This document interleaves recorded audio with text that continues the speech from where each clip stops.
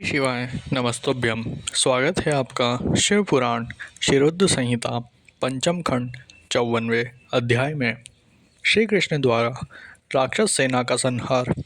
महर्षि व्यास बोले, हे मुनिश्रेय संत कुमार जी, जब कुष्मांड नामक दैत्य की पुत्री और उषा की सखी चित्रलेखा ने श्री कृष्ण की नगरी द्वारिका जाकर वहां से सोते हुए उनके पोते अनिरुद्ध का अपहरण कर लिया, तब श्री कृष्ण ने क्या किया, इससे आगे की कथा से मुझे अवगत कराएं।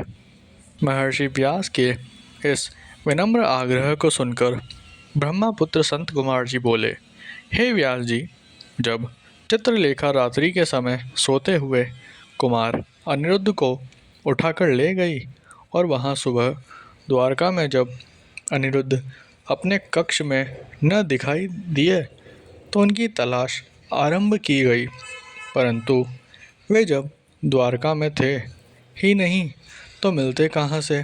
जब अनिरुद्ध की माता आदि अन्य स्त्रियों को ये पता चला कि कुमार अनिरुद्ध अपने महल से गायब हैं, तो वहाँ रोना पीटना मच गया। सब स्त्रियाँ रो रो कर श्री कृष्ण से अनिरुद्ध को ढूंढकर ले आने की प्रार्थना कर रही थी। श्री कृष्ण भी बड़े परेशान थे कि आखिर अनिरुद्ध महल से गायब कहाँ हो गए। तभी वहाँ भगवान श्री कृष्ण के राजमहल में देवर्षि नारद का आगमन हुआ। नारद ने भगवान श्री कृष्ण को चिंतित देखा तो अपनी आदत के अनुसार सारी बातें उन्हें बता दी। सब कुछ जानकर भगवान श्री कृष्ण ने उन्हें अक्षौहिणी सेना के साथ दैत्यराज बाणासुर की राजधानी शोणितपुर पर चढ़ाई कर दी। प्रद्युम्न, युयुधान, सांब, सारण, नंद, उपनंद, बलभद्र और कृष्ण के सभी अनुवर्ती इस युद्ध में उनके साथ थे।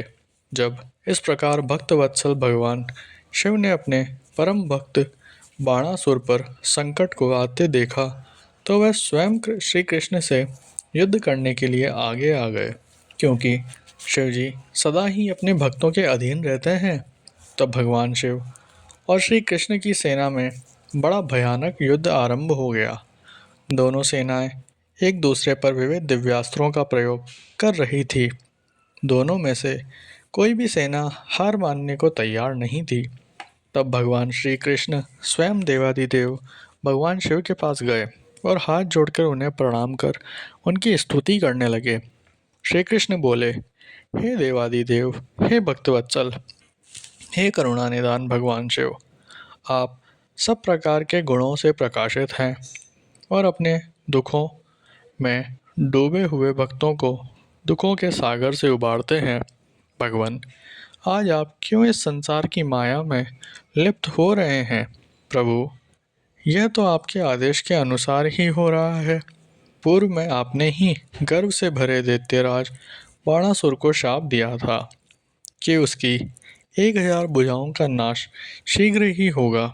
इस समय मैं तो आपके उसी शाप को फलीभूत करने के लिए ही आया हूँ, इसलिए आप अपनी आज्ञा प्रदान करें और शाप को पूरा होने दें। श्री कृष्ण के इस प्रकार के वचन सुनकर देवादिदेव भगवान शिव बोले, तात, आप सही कर रहे हैं, परंतु आप तो जानते ही हैं कि मैं सदा अपने ही भक्तों के वश में रहता हूँ, इसलिए अपने भक्त बाणासुर की रक्षा करने के लिए ही मैं आपसे युद्ध करने को उगत हुआ हूँ।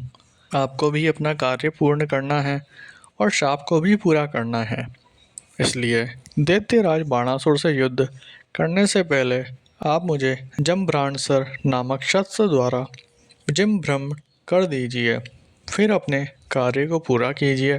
भगवान शिव की आज्ञा का पालन करते हुए भगवान श्री कृष्ण ने तुरंत जमबाणास्त्र नामक अस्त्र छोड़ा, जिसके फलस्वरूप भगवान शिव जिमभ्रत हो गए और मोहित होकर युद्ध को भूल गए। तब भगवान श्री कृष्ण खड्ग, गदा और रिष्टि आदि अस्त्रों से दैत्यराज बाणासुर की विशाल सेना का संहार करने लगे।